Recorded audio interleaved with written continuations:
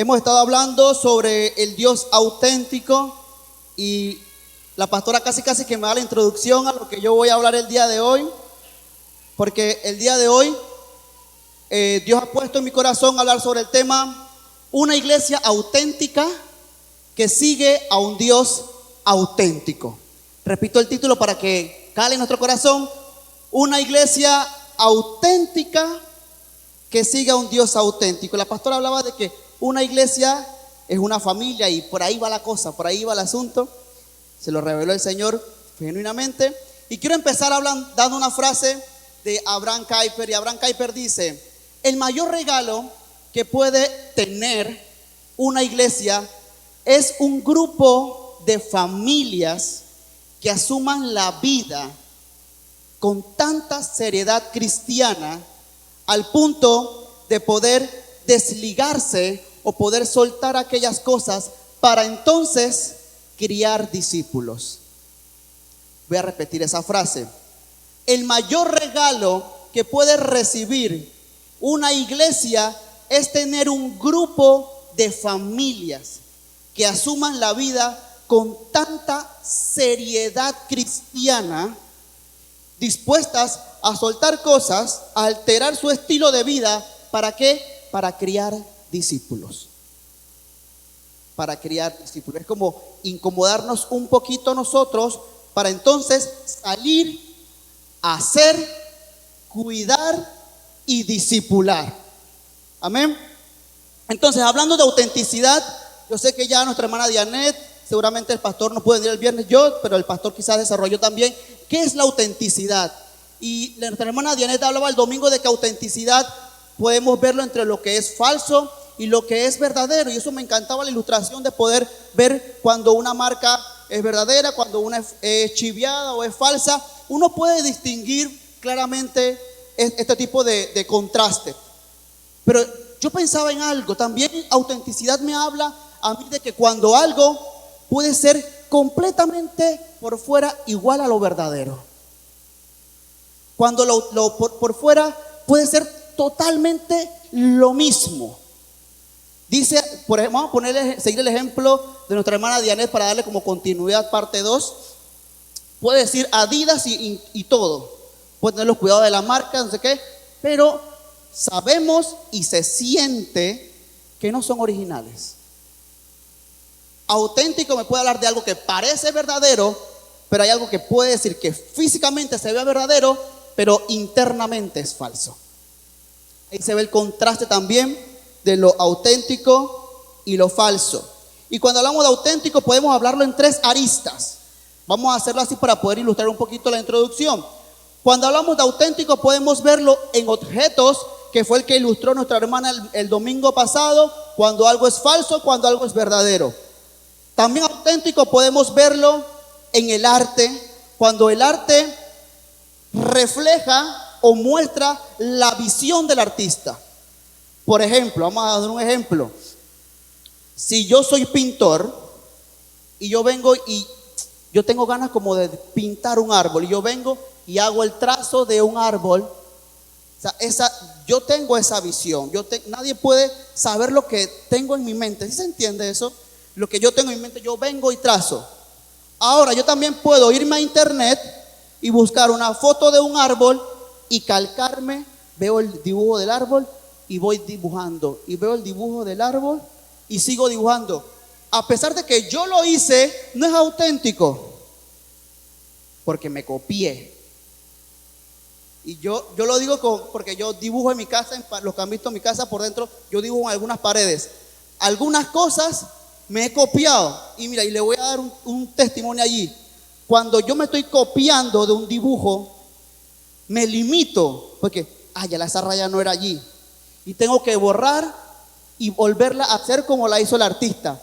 Pero cuando yo me olvido del diseño que yo vi y empiezo a hacer lo que realmente yo quiero y empiezo a trazar, fluyo solito, fluye solo.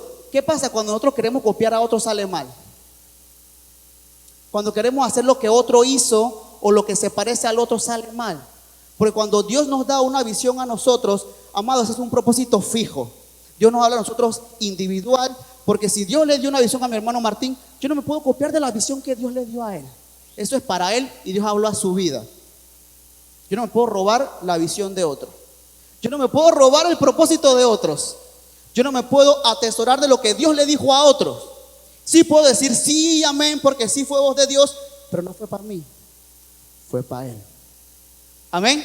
Entonces cuando yo empiezo a pintar genuinamente lo mío, hasta me sale bonito. Yo, y cuando yo veo al final, yo para qué me estaba copiando de otro. ¿Para qué? Si también Dios me dio talento para hacer lo mío. Entonces, así mismo son las cosas del Señor.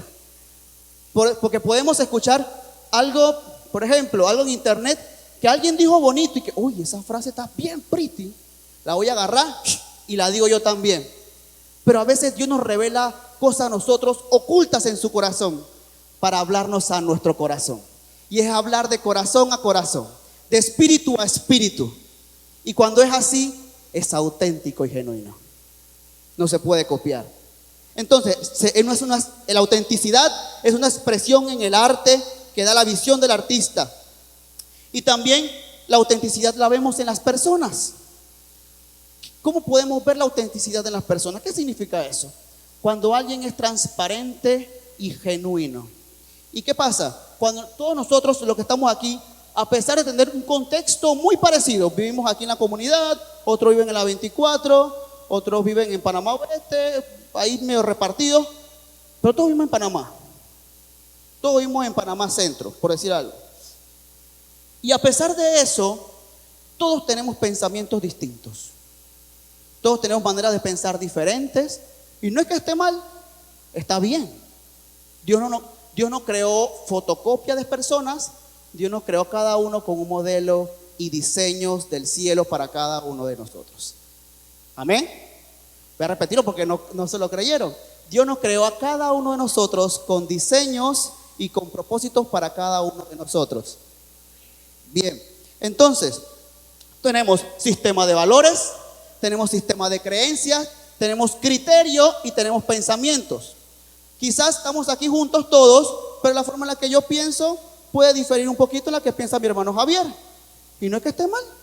Pensamos diferente en algunas cositas, pero está bien. Puedo que mi manera de pensar difiera un poquito con la de mi hermano Oscar, pero está bien. Podemos pensar diferente en algunos puntos de la vida y está perfecto, está bien. Pero ¿qué pasa cuando mi forma de pensar daña o contrarresta y choca con los principios cristianos que yo tengo? ¿Cómo es eso?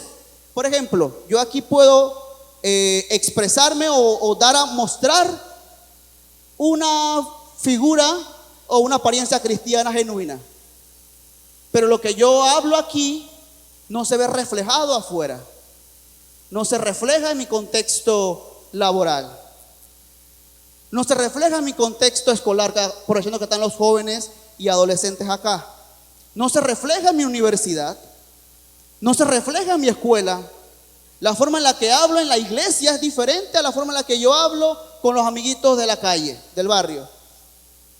¿Y por qué es eso?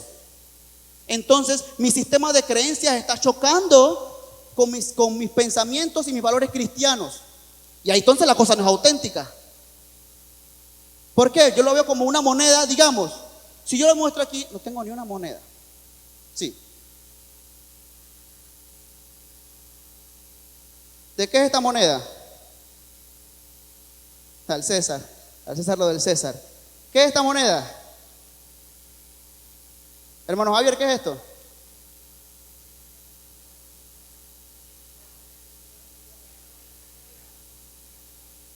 Es un cuara. ¿Pero es falso o es verdadero?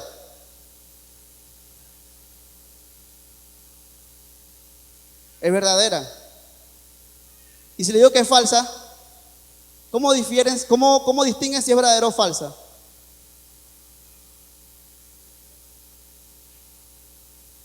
¿Es verdadera o es falsa, hermana? ¿Ah? Cuando nosotros tenemos contacto tanto con lo verdadero, cuando tocamos algo falso nos damos cuenta de inmediato. Cuando tenemos tanto contacto con lo verdadero, apenas sintamos que algo es falso, lo detectamos.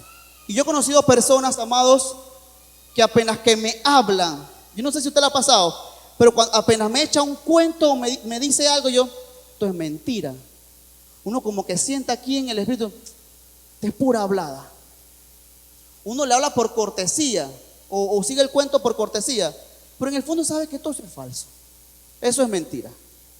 Entonces, no hay como esa autenticidad, como ese valor de lo que uno dice. Entonces, cuando nosotros nos rodeamos o hablamos con gente que verdaderamente cree en el Señor y realmente habla lo verdadero y en su boca no hay falsedad, apenas alguien me viene con una torrancia así falsa, uno, esto es mentira.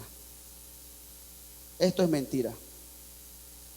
Y ahí se activa en nosotros el discernimiento. Porque discernimiento, sí es cierto, es distinguir lo verdadero y lo falso, como lo he hecho en otras ocasiones, pero discernimiento también me habla a mí de lo verdadero a lo casi verdadero. Porque en lo casi verdadero hay falsedad. En lo casi verdadero hay falsedad. Entonces, cuando hablamos de autenticidad, tiene que haber congruencia, amados. Congruencia entre lo que pienso, entre lo que digo y lo que hago. Repito eso. En autenticidad tiene que haber congruencia, sentido entre lo que pienso, entre lo que digo y entre lo que hago. Tiene que haber una congruencia, porque yo no puedo decir, dice las escrituras, amémonos los unos a los otros, y yo no amo los unos a los otros. Yo no puedo decir que las escrituras dicen soportaos unos a otros y yo no soporto ni mi propio carácter. No hay congruencia.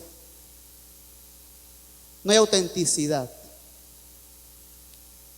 No es genuino. Si yo digo, yo le enseñaba esto a mis hijos, mira, esto se lo enseñaba a mis hijos. Esta frasecita, hay congruencia entre lo que se piensa, lo que se dice y lo que se hace. Porque estábamos esta semana hablando sobre el legado de Saúl y cómo empezó Saúl. Y Saúl empezó bien. Hubo un hombre humilde, todo aquello. Pero en un momento dado de su vida, lo que decía, lo que hacía, difería. ¿Escuchaba al profeta? Sí, lo escuchaba, pero lo desobedecía. Y entonces no había congruencia entre ese querer agradar a Dios. Porque cuando él, hay un poquito para ilustrar nada más, no es el tema, pero cuando él quiso hacer la ofrenda a Dios, parecía bueno traer una ofrenda de un holocausto en ese momento y traer los animales y sacrificarlos para Dios. Suena bonito traer una ofrenda al Señor, ¿verdad que suena bonito? Pero esa era desobediencia, porque nuestro Dios se agrada más en la obediencia que en los holocaustos. Oye, nadie dice amén. Santo Dios, voy a repetirlo por si acaso no se escuchó bien. Al Señor le agrada más su obediencia que su ofrenda. Ahora no que no van a ofrendar, si hay que ofrendar. Hay que traer los diezmos y ofrendas al alfolí. Sí, no estoy diciendo que no ofrende. Lo que estoy diciendo es que nuestro Dios se agrada más en cómo usted lo obedece a que cuánto tú ofrendas. Amén. Dios es bueno.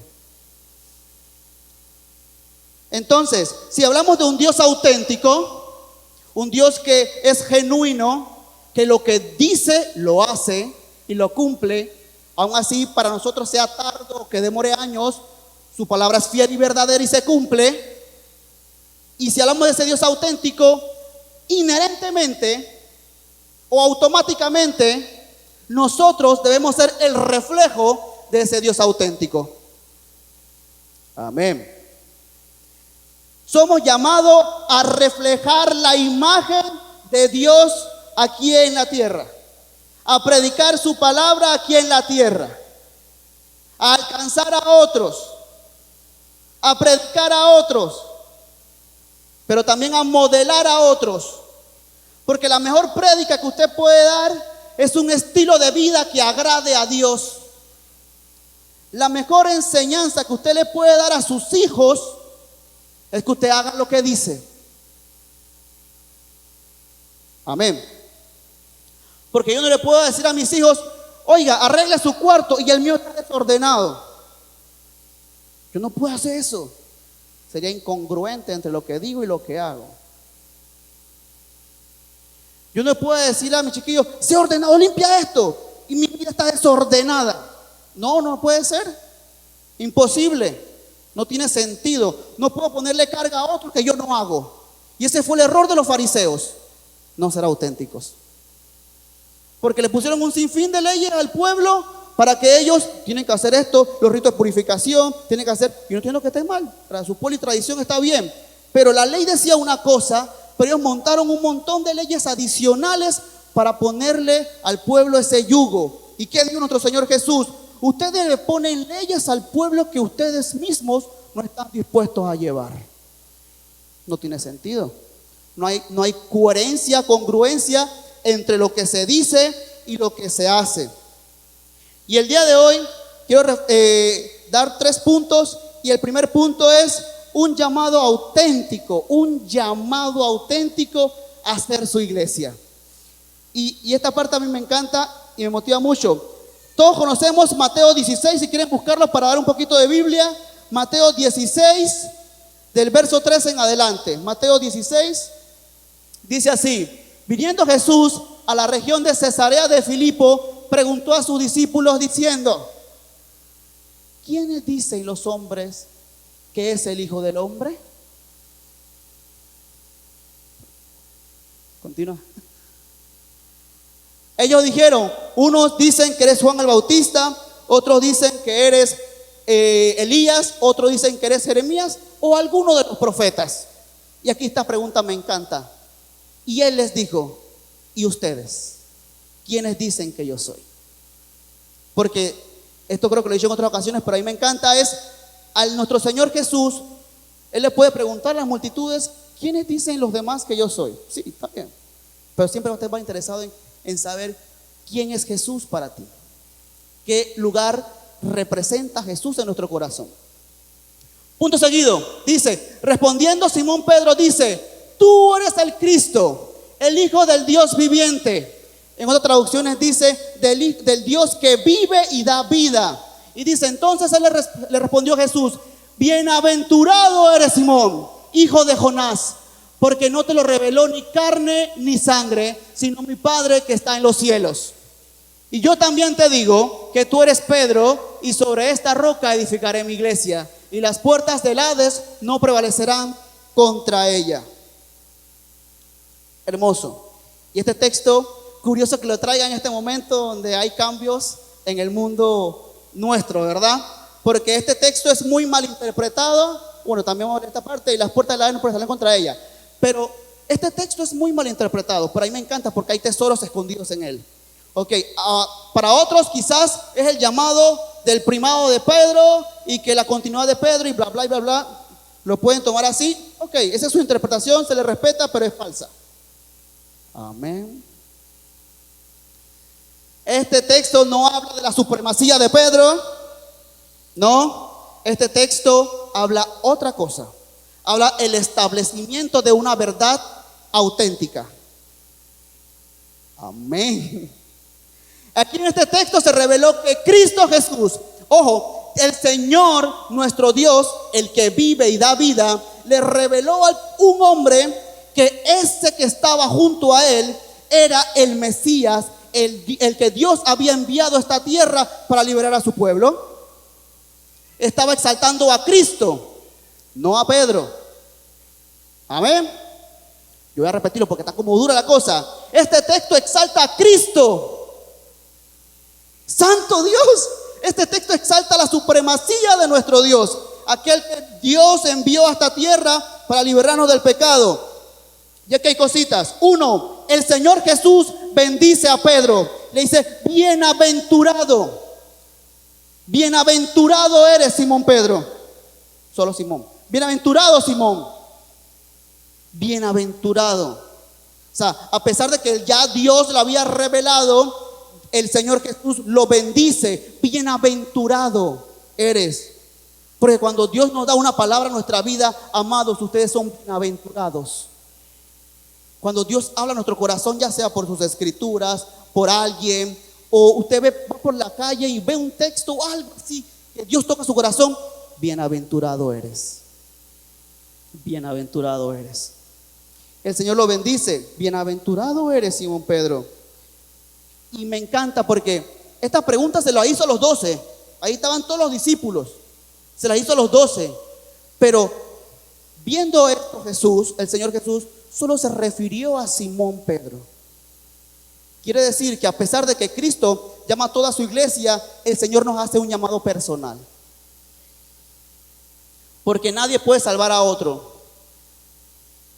Yo puedo orar por mi hermano. Yo puedo visitar a mi hermano. Yo puedo enseñarle a mi hermano. Pero yo no salvo a mi hermano. Yo no lo salvo. Usted tampoco. Nosotros podemos guiarlo a que él vaya a Jesús. Amén. Y es un llamado personal. Y ahí lo que me encanta a mí es que ahí en ese momento nuestro Señor Jesús le da una nueva identidad. Redefine lo que es Simón. Porque Simón era un hombre agresivo. Sí, puede ser. Un hombre bravuco. Puede ser. Pero en ese momento el Señor Jesús olvidó todo lo que era Simón. ¿Digo? Tú serás Pedro. ¿Por qué? Y algo que me encanta, amados, es que en ese momento todos ellos estaban siguiendo a Jesús. Siguiendo a Jesús porque Él los llamó de manera individual. Pero hay una cosa diferente entre seguir a Jesús por tradición o porque alguien me trajo, a cuando tú sigues a Jesús por revelación. Voy a repetir eso. Es muy diferente seguir a Jesús por costumbre, para que se entienda mejor. Es difícil seguir a Jesús por costumbre, porque los domingos tengo que ir a la iglesia, pues, o el viernes tengo que ir para la iglesia, o tengo que ir para la vigilia, por costumbre, a que tú genuinamente, auténticamente sigas a Jesús porque se te reveló a tu vida. Son dos cosas completamente diferentes. Porque ya venir el domingo deja de ser un peso a empezar a ser un deleite. Entonces, uno puede pensar, ay, me despierto de lunes a viernes a tal hora y el sábado a tal hora, para el domingo también. Un creyente genuino, auténtico no piensa así. Amén. Un creyente auténtico, un discípulo del Señor no piensa así. Y ya no será Simón, sino Pedro. Y le da un desafío, le da un propósito. Le dice, te doy autoridad. Cuando le dice te doy las llaves del reino de los cielos, es te doy autoridad en los cielos. Lo que tú permitas en la tierra, se permitirá en los cielos. Le dio una autoridad. No para que lo hiciera deliberadamente, sino para que siguiera genuinamente lo que Él le iba a instruir. Amén. Entonces, y ahora trayendo ese llamado, porque ojo, en ese momento era el llamado de la iglesia, porque Él dijo, sobre esta roca, no era Pedro, sobre esta roca, que era la verdad que Él había revelado, de que Cristo, Jesús, era el Mesías prometido. Esa era la roca, esa era la verdad, esa era la base. Y sobre ese fundamento, sobre esa verdad, Él levantaría a la iglesia. Porque, seamos honestos y pensemos un poquito, si Pedro fuese la verdad o la base con la que se construiría la iglesia, Pedro era un hombre. Pedro murió. Los huesos de Pedro todavía existen. Puede ser. Sepa Dios. Porque algunos dicen que están bajo una basílica. Yo no lo sé. Pero si la verdad esa que dijo Pedro es que Cristo es el Mesías, no hay huesos de Jesús. No hay tumba. No hay restos. Porque nuestro Señor Jesús resucitó y dejó la tumba vacía y ahora gobierna con justicia a la diestra del Padre. Amén. Entonces, ahora, siguiendo el llamado auténtico de una iglesia, entonces, ¿qué significa ser iglesia?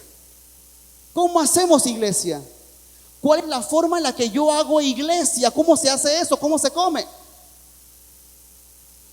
Y aquí hay un tema muy controversial, interesante, porque por muchos años se acostumbró a que la iglesia solamente, no estoy hablando de la iglesia Jehová Sirkeno, la iglesia, ¿se entiende, no?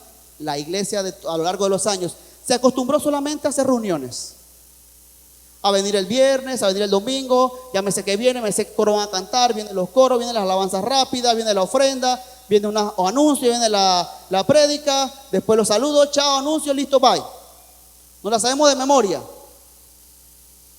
Pero por muchos años, viendo el cúmulo de tiempo, muchas iglesias perdieron el norte y creen que el objetivo de la iglesia es hacer cultos. El objetivo de la iglesia no es venir al culto. Cristo murió por nosotros para que predicáramos el evangelio a toda criatura, a donde quiera que vayamos, a donde estemos, con quien estemos. Porque piensen en algo. Cristo Jesús está en la gloria del Padre, a la diestra del Padre, y el Padre se conmovió por lo lejos que estaba el hombre y envió a su Hijo a esta tierra. Vivió como un hombre, vivió la vida que usted ni yo podemos llevar, murió de la forma que ni usted ni yo morimos, ni vamos a morir, para redimir los pecados, para que usted y yo vengamos al culto en el crisol.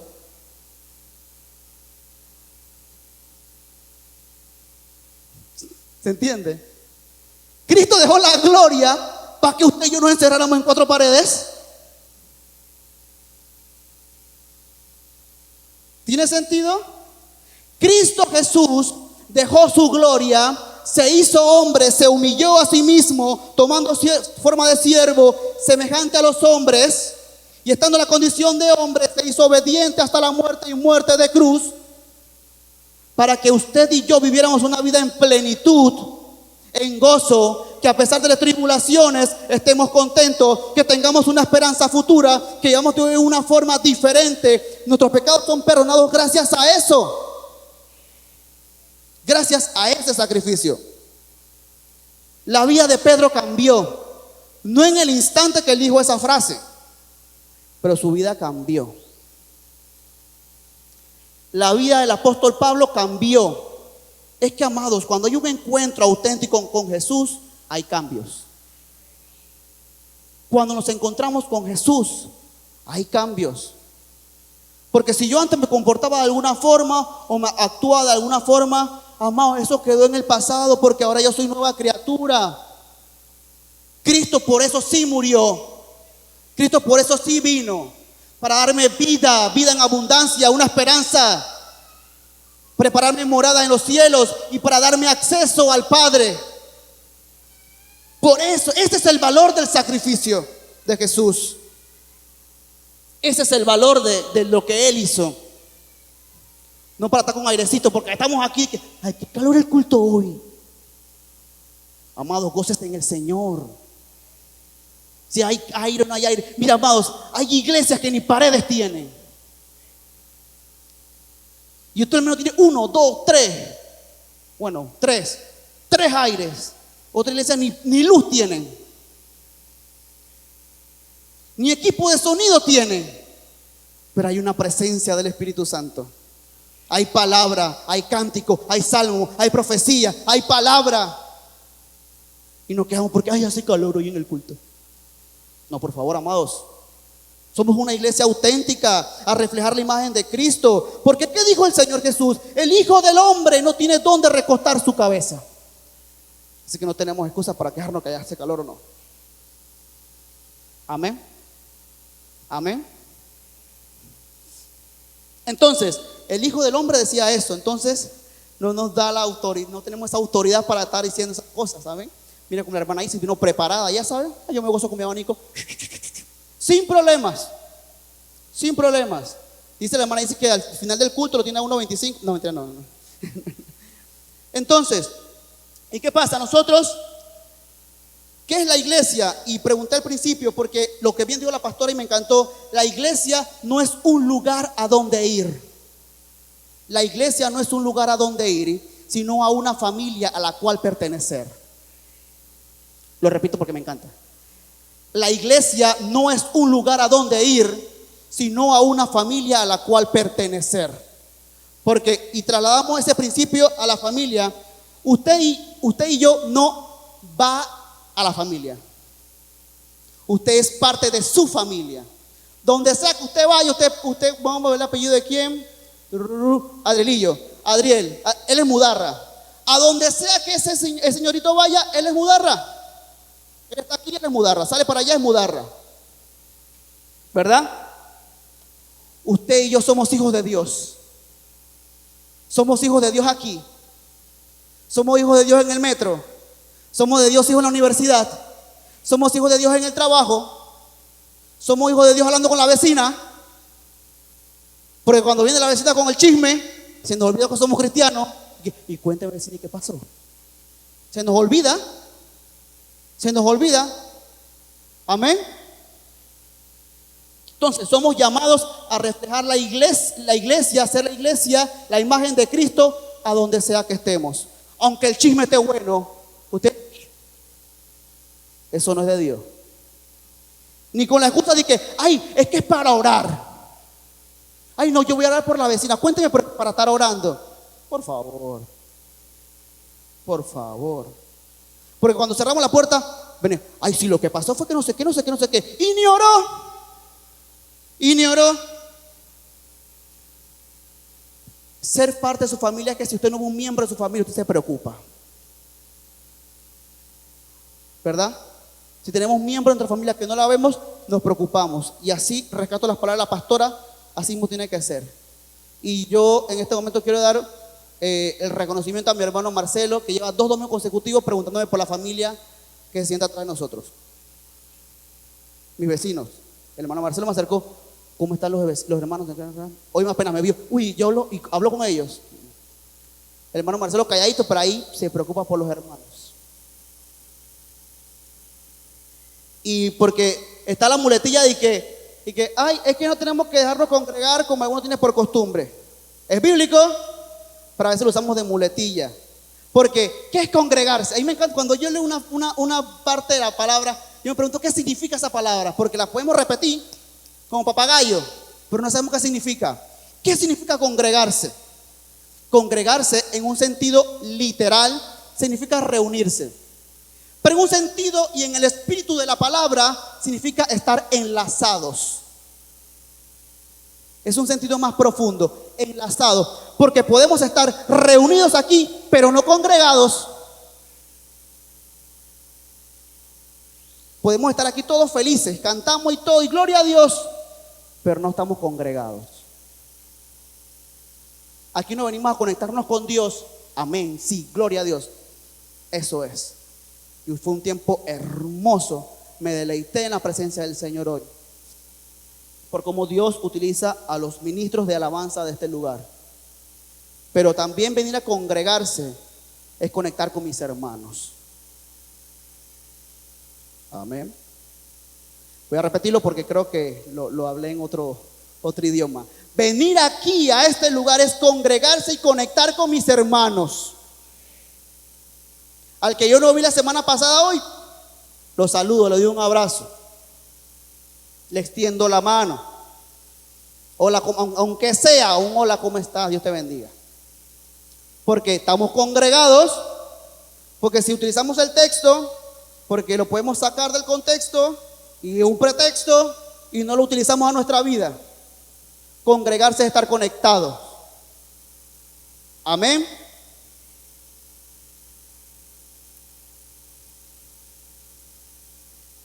Y amados,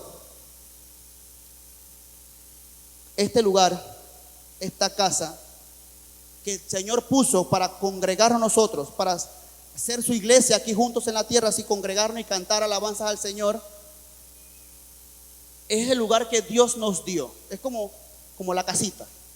Tenemos a nuestros padres, a nuestros pastores, aquí todos los hermanos, venimos a reunirnos. Pero si este es el sentido de casa y el Señor llama a familias, y esto es una familia, yo hago un contraste de mi casa, porque es el ejemplo que tengo, y ustedes me dirán si es verdad o no. Cada uno tiene su casita, pero en la casa todos tenemos responsabilidades. Amén.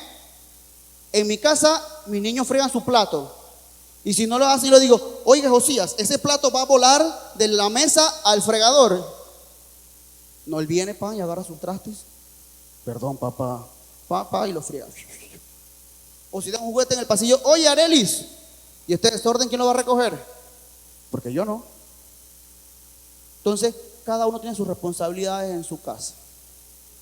Amén, gracias Diane, amén. Amén.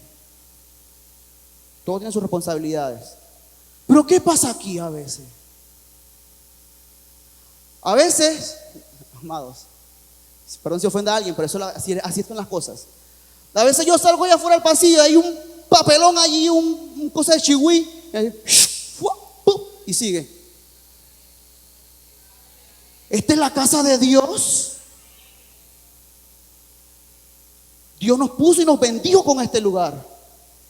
Estamos orando por otro terreno allá. ¿Para qué? ¿Para tener un chihui y hacer así? No, amados. Todos tenemos responsabilidades en esta casa. A veces yo veo al pastor así con el cartucho, pero el pastor lo puede hacer, pero ¿por qué tiene que hacer el pastor?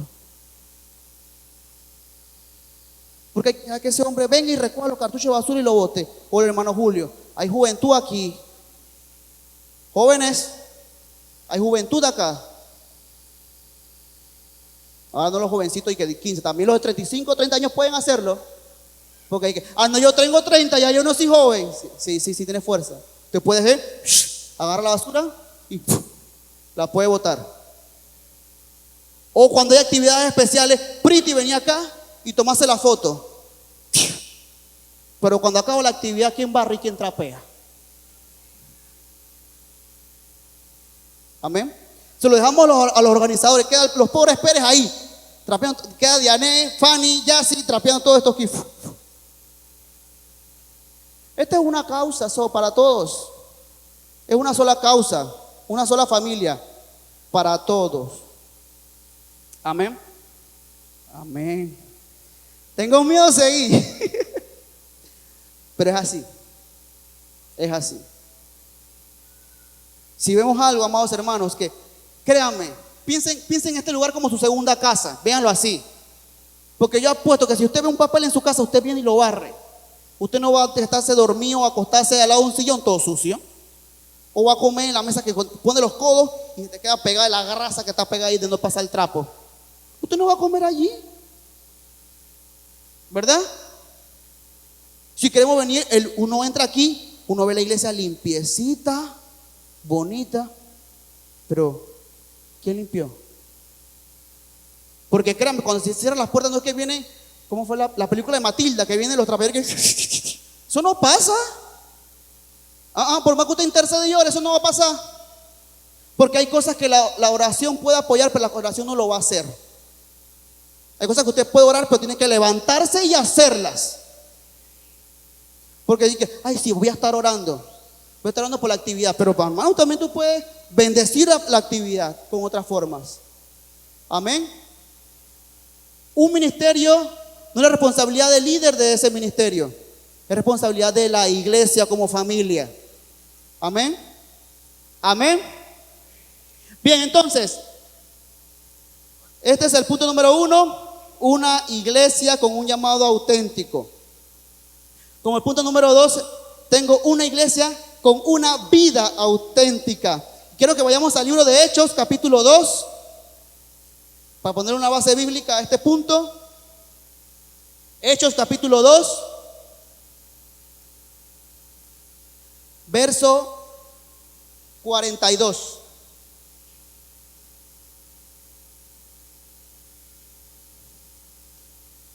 Cuando lo tengan, diga gloria a Dios. Dice, y perseveraban en la doctrina de los apóstoles, en la comunión unos con otros, en el partimiento del pan y en las oraciones. Lo voy a repetir. Y perseveraban en la doctrina de los apóstoles, en la comunión unos con otros, en el partimiento del pan y en las oraciones. Cuando vemos la vida de la iglesia del primer siglo, es una iglesia completamente desprendida. Una iglesia en la que nada lo que tenían lo tenían para sí mismos, sino que lo compartían unos con otros. Eso es bíblico. y verídico. Era así. Los hermanos compartían todo. Si Dios me bendijo a mí con un molde de pan, ese molde de pan dejaba de ser mío y era nuestro molde de pan. Aunque sea una rodajita, uno para cada uno. Decía mi difunta abuela, donde comen dos, comen tres. Y así. Y lo que decían, para seguir el ejemplo de lo que dije al principio, había congruencia entre lo que decían y lo que hacían. Amén. Entonces, era una vida ordenada. Y aquí voy a rescatar, bueno, me adelanté algunos puntos, pero cuando hablamos de una iglesia auténtica, que refleja a ese Dios auténtico, tiene que haber características de esa iglesia auténtica. Tiene que haber cosas que nos distinguen de la iglesia auténtica a las iglesias falsas. ¿Verdad? Tiene que vernos, tenemos que ser distintos, porque si nos parecemos entonces como que no tiene sentido la cosa. Amén. Amén. Una iglesia auténtica está compuesta por personas que son ordenadas. Y usted dirá, pero hermano, ordenada, ¿qué tiene que ver eso? Eso no tiene como nada espiritual. Y miren, yo voy a traer las cosas que yo enseño en mi casa, porque es lo que es. Mis hijos son desordenados en sus cuartos, súper desordenados a veces. Y yo al principio, no, ya si yo les regañábamos, oye, pero esta cochina, ¿qué es? Hasta que un día, amados, lo confrontamos con la palabra. Sí, nosotros le dijimos, en las escrituras dice que el Espíritu de Dios vino y trajo orden. Entonces Dios no habita en el desorden. ¿Tú quieres que la presencia de Dios habite en tu cuarto? Sí, sí. Entonces Dios no habita en el desorden. Y entonces ellos, ya con una basílica, bueno, ahí luchando, pero entienden el principio bíblico. Y estamos, hermanos, aplica para nosotros, no solo para los niños. Porque ¿qué es eso? Que vamos a predicar la presencia de Dios Padre y nuestra vida está desordenada. Nuestra casa desordenada. Miren, no quiero hablar mal, pero hay algunos cristianos, amados, que ¿cómo me va a hablar de un Dios de orden con una casa tan desordenada? ¿Qué sentido es ese? ¿Pero qué es esa cosa? Vamos a hablar de un Dios de orden, porque Dios no habita en el desorden. Amén. Solo yo pienso eso. Yo pienso esas cosas. Mi esposa también pensamos eso. Diane dijo amén muy fuerte, así convencida. Amén. Pero yo pienso eso. ¿Cómo reflejamos a ese Dios? Nuestra vida no está separada. No hay una dicotomía entre unas cosas. Esta vida es del Señor y esta vida, estas otras cosas no son de Dios. Toda nuestra vida gira en torno al Señor. Todo. Amado, todos. Todo. Mi casa, la crianza de mis hijos, mi trabajo, cómo hablo, mis amistades, todo. Porque a veces cantamos, Señor, todo te lo debo a ti, todo es tuyo. No puede ir separado, no puede haber una dicotomía entre mis alabanzas y mi vida personal. Yo no puedo separar eso. Porque yo puedo cantar unas frases hermosas, pero mi vida no es así. Cuando el centro de todo es Jesús. Eso es verdad. Eso es verdad. Es una alegoría. ¿O realmente vivo así? El centro de mi casa es Cristo. El centro de mis amistades es Cristo. El centro de mis diálogos es Cristo. Amados, el día de hoy es un llamado a la reflexión. ¿Somos la iglesia de Cristo o parecemos la iglesia de Cristo? Porque el ejemplo de la moneda era con algún sentido. Porque yo puedo parecer la moneda. Y me pueden ver, esa es una moneda de 25 centavos, verdadera. pero es falsa o vacía. Porque una cosa es verse, pero la sustancia y la esencia es falso. Entonces, si cantamos, el centro de todo es Jesús. Bueno, verdaderamente que el centro de todo sea Jesús. Hasta en esas pequeñas cosas, porque cuando vemos el libro del Cantar de los Cantares, que es un poema hermoso, dice, no dejemos que las pequeñas zorras entren. No le demos motivos al diablo para ser señalados. Amén. Yo no quiero ser señalado ni en lo más mínimo, amados. Yo me cuido y le pido perdón aquí públicamente si a alguno los ofendí. Porque yo no, para el infierno yo no me voy. Para el infierno yo no me voy. Entonces, una vida ordenada, una casa ordenada. Modelemos con el ejemplo a nuestros hijos. Finanzas ordenadas. Amén, hermano José. Así es. Finanzas ordenadas.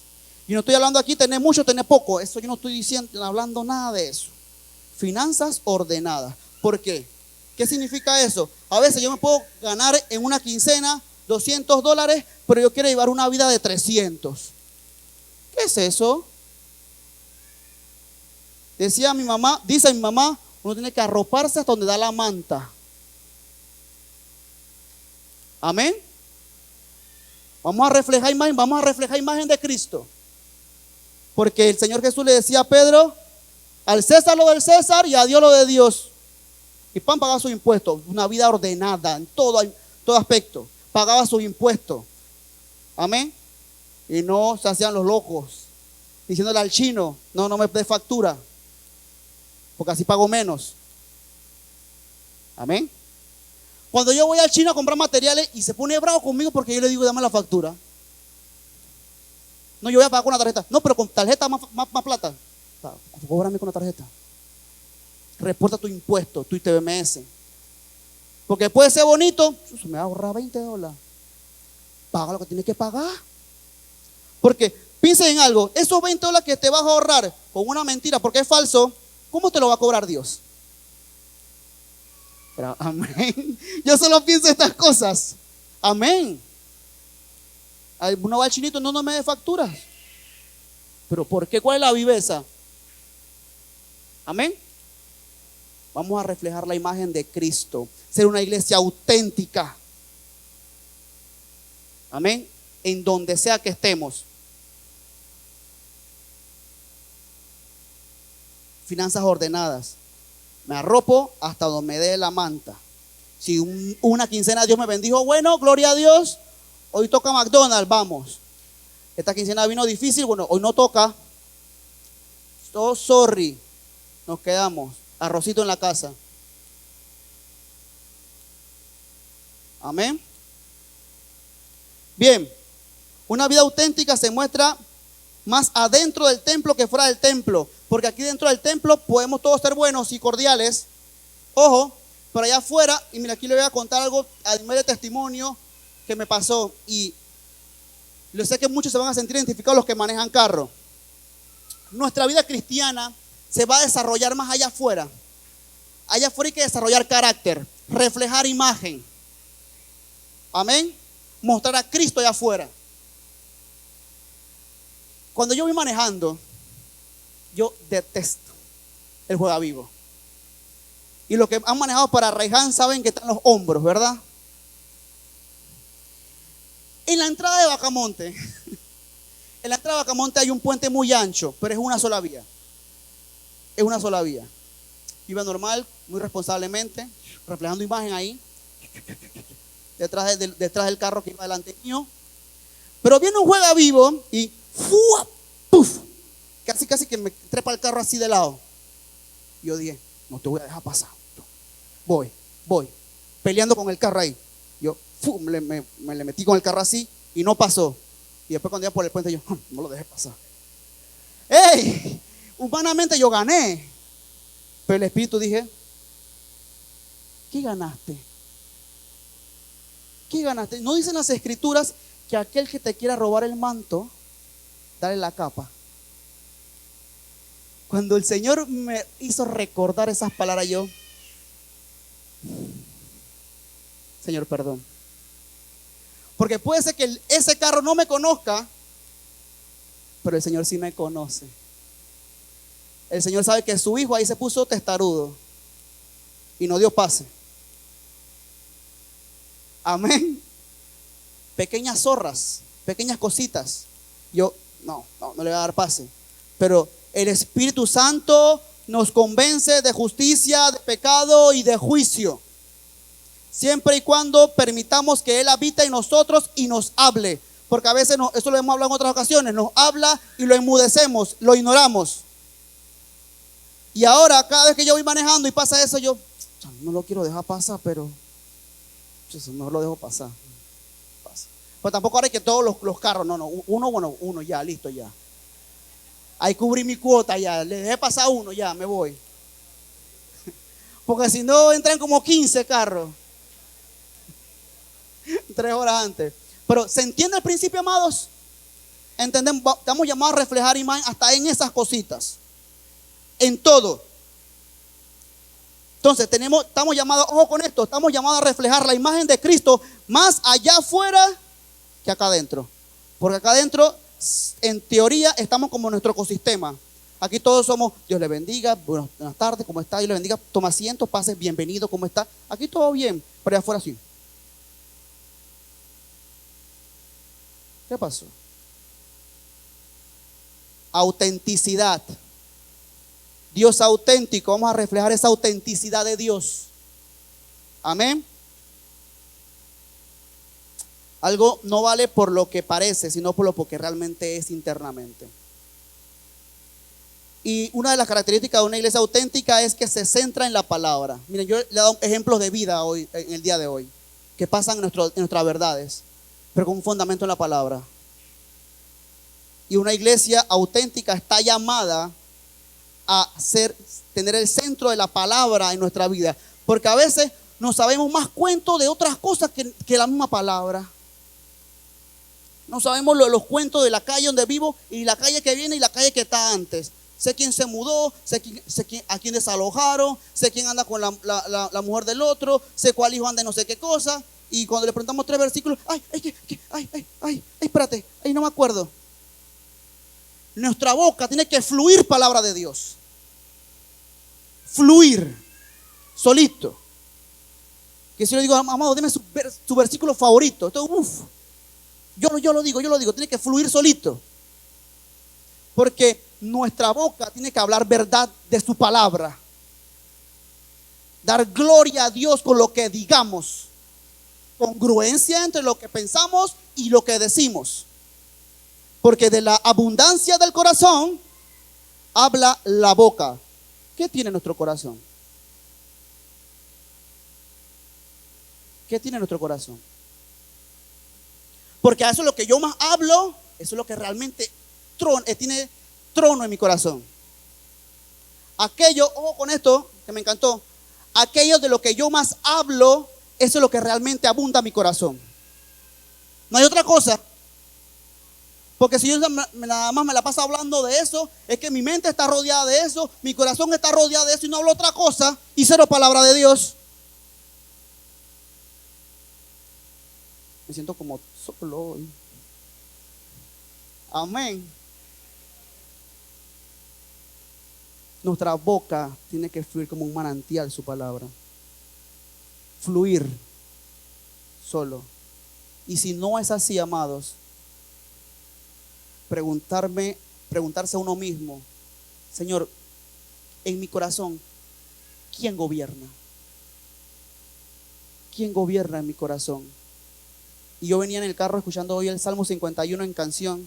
Escudriña en mí si hay maldad. Señor, encuentra las profundidades de mi corazón y encuentra maldad. Purifícame con hisopo. Limpia mis rebeliones. Límpiame más y más de mi maldad. El salmista David decía esto después de haber pecado. Y nosotros pecamos día con día. Y David era un hombre conforme al corazón de Dios. Usted y yo, amados, esa tiene que ser nuestra oración diaria apenas nos levantamos. Señor, encuentra en mi corazón maldad. Límpiame con hisopo. Aunque usted se crea el más santo y el más bueno, amados, aunque usted se crea el más santo, Señor, encuentra en mi corazón maldad. Límpiame. Límpiame de mis maldades. Límpiame de mis rebeliones. Si he pecado contra ti, Señor, perdón. Si he pecado contra mi hermano, Dios, perdóname. Pequé contra mi hermano, pide perdón a Dios y pide perdón a su hermano. Porque algunos se lo entregué al Señor. No, pida perdón a su hermano. Las cosas bíblicamente se resuelven así. Señor, perdona por haberte fallado. Hermana, perdón por haberla humillado, haber dicho. Perdón. Se rompe toda cadena. Se quita toda inmundicia de mi corazón. Amargura, resentimiento, odio, enojo. Aunque digamos, ojo, el corazón es engañoso y perverso más que todas las cosas. ¿Quién lo conocerá? A veces ni nosotros mismos nos conocemos. Porque a veces, yo sé que usted quizás ha dicho la frase, yo no sé cómo reaccionaría ante esta situación. Y es cierto, nadie conoce cómo haría algo cuando está en la situación. Porque digamos, puedo poner el ejemplo de mi hermano Martín, por ejemplo, mi hermano. Mi hermano puede ser el más tranquilito, pero viene alguien, se baja del carro y lo rofea, él no va a saber cómo va a reaccionar. Amén. Nadie sabe la situación, nadie sabe cómo actuaría estando en la situación. Porque cuando leemos las escrituras, vemos, ay, pero ese Pedro, ¿cómo va a negar al Señor? Usted y yo pudimos haber sido Pedro. Usted y yo pudimos haberlo negado no 3, hasta 10 veces.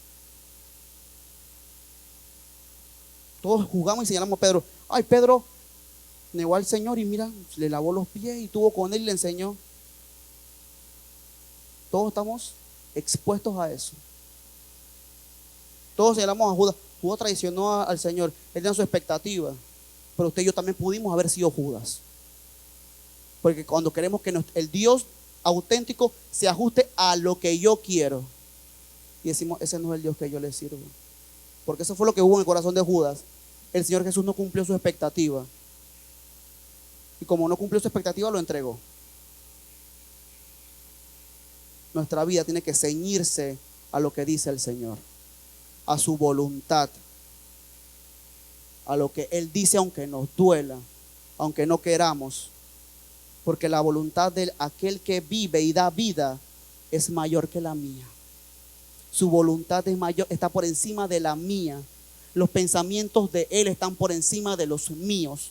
Lo que Él diga está por encima de las 1000 palabras que yo pueda decir.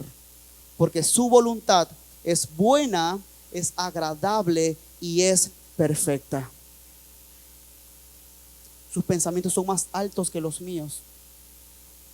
Rindámonos a Él. Rindámonos a Él. Seamos esa iglesia auténtica.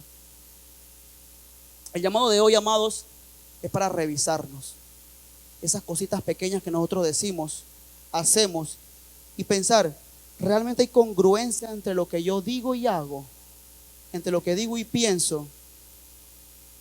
¿Cómo mis hijos ven cómo vivo mi cristianismo? Porque quienes pueden dar fe verdadera de lo creyentes que somos son nuestros hijos. Ellos nos ven el día a día. Aquí los líderes y los pastores nos ven los viernes y los domingos y algunos sábados cuando hay actividades. Pero quien nos conoce son los que viven con nosotros. Ellos pueden decir, bueno, realmente hay congruencia. O no, se porta así en la iglesia, acá no, acá es otra cosa. Una iglesia auténtica. Otra característica, amados, es un liderazgo servicial. Santidad, transformación. Y a veces ponemos estas cosas como por chiquitas, no las tomamos en cuenta. El servicio, amados.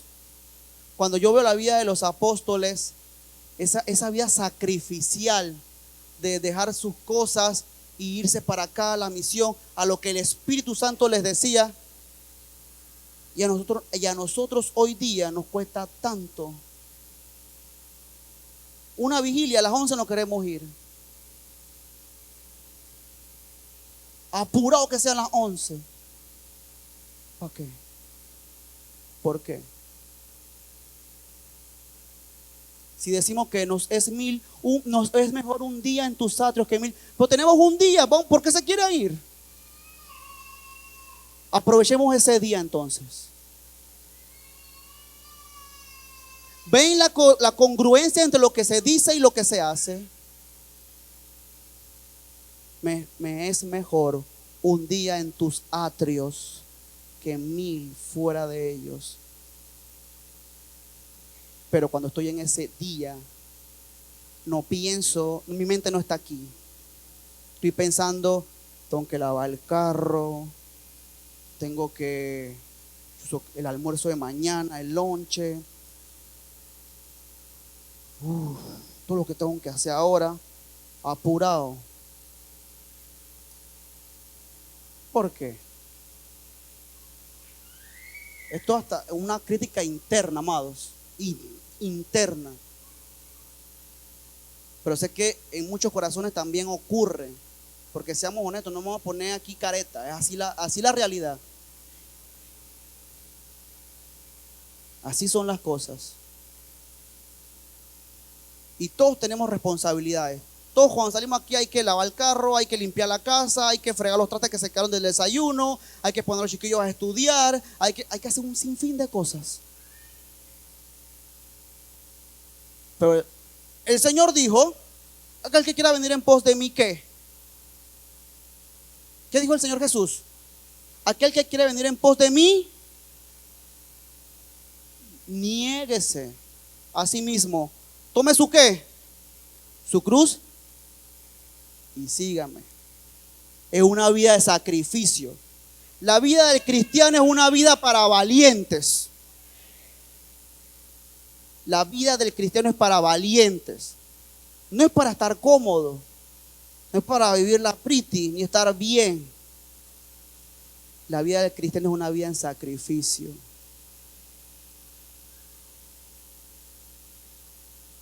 ¿Y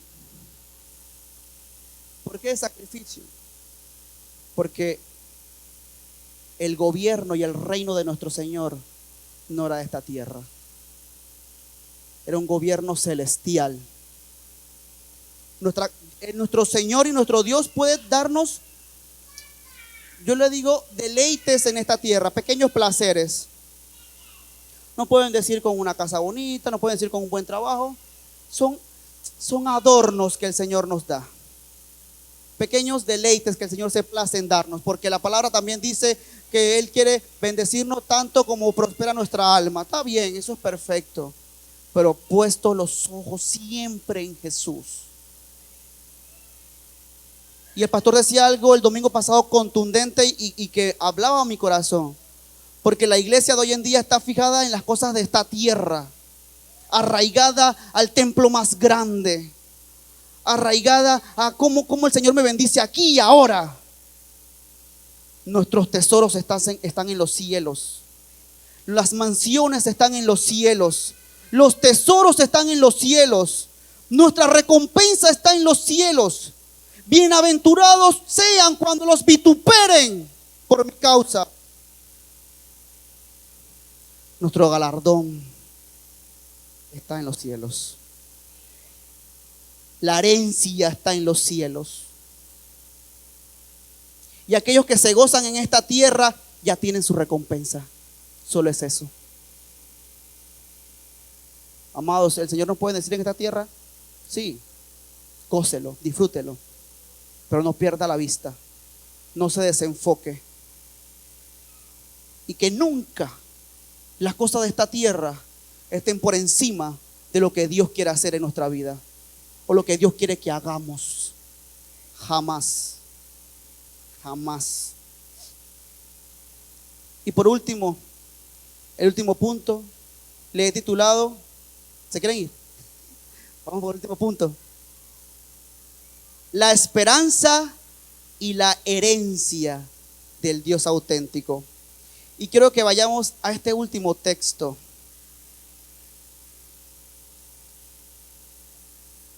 Primera de Pedro, capítulo 1, del verso 3 al 4 dice: bendito el Dios y Padre de nuestro Señor Jesucristo, que según su grande misericordia nos hizo renacer para una esperanza viva por la resurrección de Jesucristo de los muertos, para una herencia incorruptible, incontaminada e inmarcesible, reservada en los cielos para nosotros.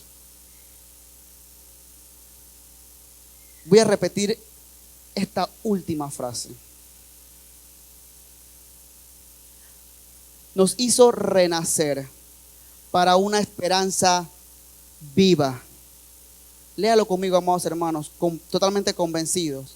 Por la resurrección de Jesucristo de los muertos, para una herencia incorruptible, incontaminada, inmarcesible, reservada en los cielos para vosotros. Amados, la herencia auténtica, ese tesoro auténtico, amados, en esta tierra no lo vamos a encontrar. Porque los tesoros de la tierra se corrompen, se dañan, caducan, vencen. Pero los tesoros de nuestro Dios en los cielos para nosotros son eternos. Nunca cambian, nunca vencen.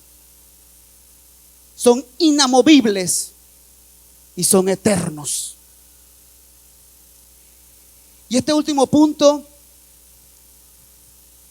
porque quizás todo lo que he dicho en esta mañana puede ser como pesado, como, este hermano me vino como a regañar el día de hoy, pero, amados, nos estamos preparando para el regreso de nuestro Señor.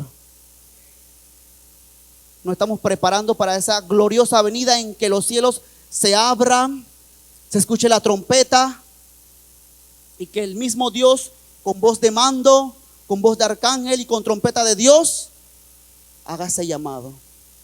Amén. Y nos encontremos con Él en los cielos para estar con Él eternamente. Nos estamos preparando para eso. Amén. Entonces, no vamos a permitir que Satanás introduzca huecas sutilezas, porque así es de cochino el enemigo que actúa, con huecas sutilezas, que cosas que quizás, esto no me hace tanto daño, o esto no es pecado, o esto está bien. Y al momento, sin darnos cuenta, tenemos una visión distorsionada. Para los que conducen, lo que voy a decir me van a entender. Si el timón del carro tiene una ligera desviación, suelta el timón y acelere. ¿Qué pasa? Por más ligera que sea la desviación, te va a llevar a un destino completamente diferente. Amén.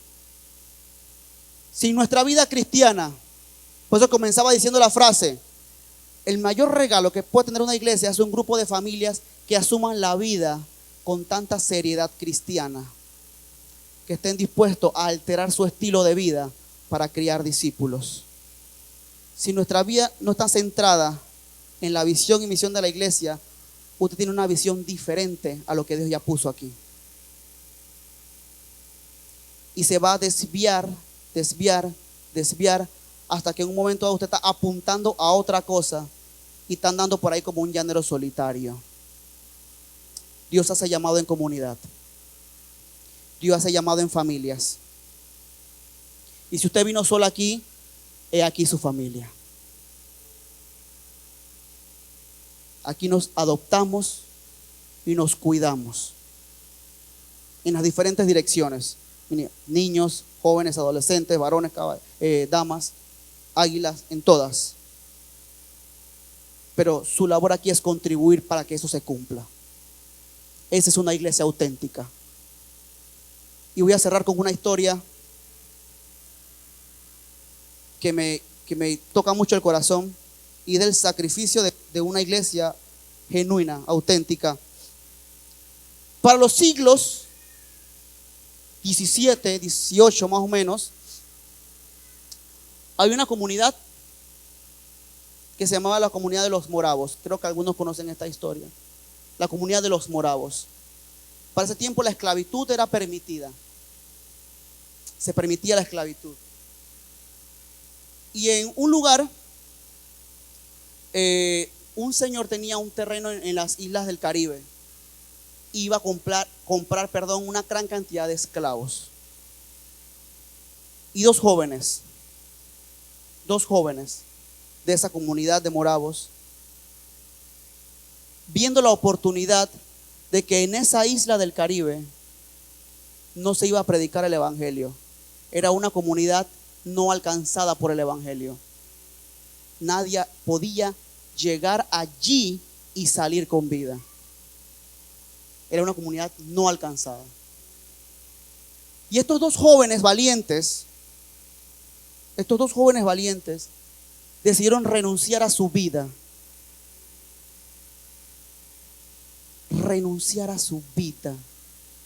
Dejar su familia, dejar sus sueños, sus estudios, todo, dejar todo. Y fueron a aquel hombre donde iba a comprar esclavos para llevar a aquella tierra. Le dijeron: cómpranos como esclavos. Y el hombre dijo, receloso no creía en las cosas del Señor, así, no creía nada de eso. No quiero. Pero aún así, estos dos jóvenes vendieron sus cosas, sus pertenencias, se despidieron de sus familiares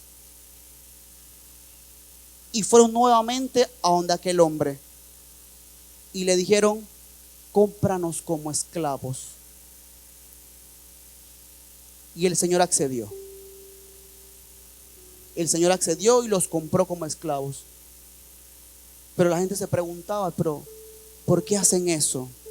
Tienen la vida por delante, tienen sus sueños por cumplir, tantas cosas por hacer.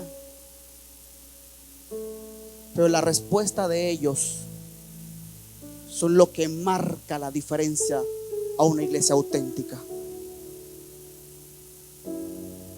Cuando le preguntaban a estos chicos, estos dos jóvenes, ojo con esto, dos jóvenes, le preguntaban: ¿por qué haces eso? La respuesta de ellos fue que el Cordero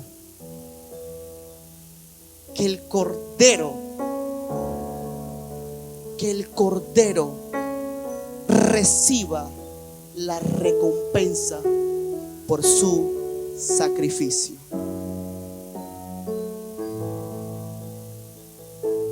Que el Cordero perfecto reciba la recompensa de su sacrificio. ¿Qué recompensa le estamos dando al Señor nuestro Dios?